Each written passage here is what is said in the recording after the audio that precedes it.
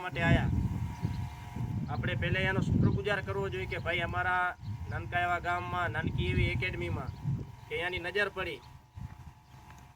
રાજભાઈની જો વાત કરે તો અહીંયાના અંડરમાં જે ક્રિકેટરો રમ્યા છે એ દિલથી રમ્યા બધા. રાજભાઈ કહી દે ભાઈ અમારી ટીમમાં રમવા આવવાનો છે તો એ આવે સ્પેશિયલ.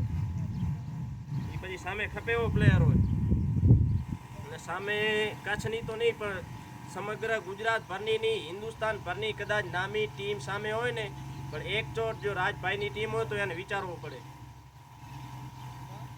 જે પણ પ્લેયરને બોલાવે સ્પોન્સરશિપ તરીકે દિલથી ખવડાવે પીવડાવે, એને સમજાવે. એક પ્લેયર છે લગભગ બરોડા રણજીભાઈ રામજીભાઈ છે દેડા અંજારના છે, જોરદાર એ રમ્યા. એ અમારે સાથે અહીંયા રમ્યા છે. આપણા સામખેર ગામમાં પણ રમી ગયા છે. ઘણા પ્લેયર આવી ગયા છે મારી સાથે. એટલે આ આ વસ્તુ શું છે ખબર છે, એક તો ટાઈમસર આવવાનું. ટાઈમિંગ ઇમ્પોર્ટન્ટ છે તમારે. જેટલો ટાઈમ દેશો આમાં, અને શોર્ટકટ નથી. આ કોઈ સ્પોર્ટમાં કોઈ શોર્ટકટ રસ્તો જ નથી આમાં. ડિસિપ્લિન, ટાઈમ અને કુલનેસ. જેમ આપણે થાલા કુલ કેમ છે સાવ અમુક ગરમ થઈ જાય તમારે. આપણે કેપ્ટન ભાઈને જ લઈ લઈએ. કુલ હે ને કુલનેસ, એને પેશન જોઈએ આપણે. અને ટાઈમિંગ તો મેઇન વસ્તુ છે. તમે ટાઈમિંગ ઉપર ના આવો ત્યાં પણ એકેડમી, મોટી એકેડમીમાં ટાઈમિંગનું ઇમ્પોર્ટન્ટ છે. અત્યારે 35 વર્ષના રમતા હોય કે પછી 40 વર્ષના રમતા હોય, ટાઈમિંગ ઇમ્પોર્ટન્ટ છે. ટાઈમ ઉપર નહીં આવો તો સર તમને કાંઈ શીખવાડી નહીં શકે. મેઇન વસ્તુ ટાઈમિંગ છે. તમે હવે કલાક ત્યાં બાકી હોય ને પછી આવો તો ટાઈમિંગનું કાંઈ, ડિસિપ્લિનનું કાંઈ મતલબ નથી. ટાઈમિંગને પ્રેક્ટિસ ને પ્રેક્ટિસ. શોર્ટકટ કોઈ છે જ નહીં આ ક્રિકેટમાં. કોઈ શોર્ટકટ નથી. કોહલી મહાન બેટ્સમેન છે, ધોની મહાન બેટ્સમેન. ટાઈમિંગથી ડિસિપ્લિન, ટાઈમિંગ, કુલનેસ અને પેશન રાખવું પડે. આજે વારો ના આવ્યો કાલે આવશે. મેન પેશન છે કે હારી નહીં જવાનું કે હાલો ગ્રાઉન્ડમાં આપણું વારું નથી આવ્યું હારી ગયા. હારવાનું છે જ નહીં. એક ઊંધી જ્યાં સુધી ટાર્ગેટ અચીવમેન્ટ ન થાય, જ્યાં સુધી આપણું ફિક્સ ટાર્ગેટ સક્સેસ ન મળે ત્યાં સુધી હારવાનું નથી કોઈને પણ. અને આમાંથી એકાદો પણ નીકળશે જ, દેશના લેવલ ઉપર નીકળશે. પણ ક્યારે નીકળશે?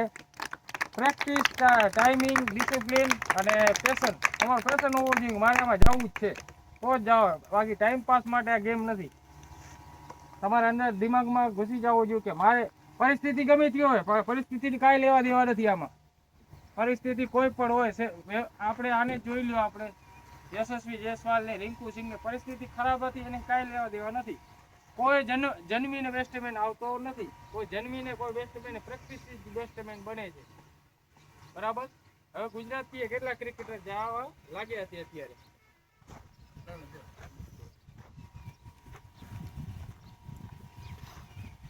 વિશુ પઠાણ, ઈશા પઠાણ કાંઈ નતા.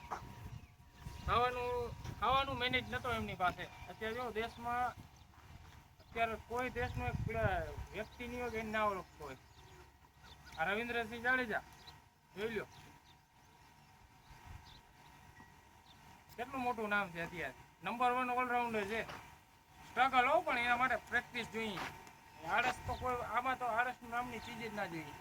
ટાઈમિંગ મેન છે. અમુક લેટ આવે એના લીધે તમારે પ્રેક્ટિસ મોડો થાય, ટાઈમિંગ ના થાય. બાકી આજે રહીમ સર છે ને, બાદશાહ સર, એના જેવી કોચિંગ તમને નહીં મળે. પૈસા દેતા નહીં મળે તમને. પૈસા જે એકેડમીમાં આપે છે ને ત્યાં અમદાવાદ છે કે રાજકોટ છે, એવી કોચિંગ તમને નહીં મળે આ રહીમ સાહેબ જેવી. ખૂબ સરસ કોચિંગ છે, ખૂબ સરસ બેસ્ટમેન છે, ઓલરાઉન્ડર છે, નામ છે કચ્છ આખામાં, નામ છે એમનું, ગુજરાતમાં પણ નામ છે. શીખવા જેવું ઘણું છે. તમારી પાસે ટાઈમ ઘણું છે શીખવાનું. ભરપૂર ટાઈમિંગ છે તમારી પાસે. બરાબર. પહેલાના સમયમાં શીખવાનું બોલે નતા, એક બેટે નતા મળતા પહેલાના ટાઈમ. હવે તો બધી સુવિધા છે તમારી પાસે ટોટલી.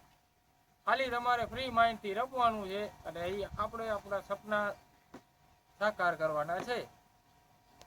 અને ભારતમાં તો ક્રિકેટને પૂજા કરે છે. બરાબર. બસ.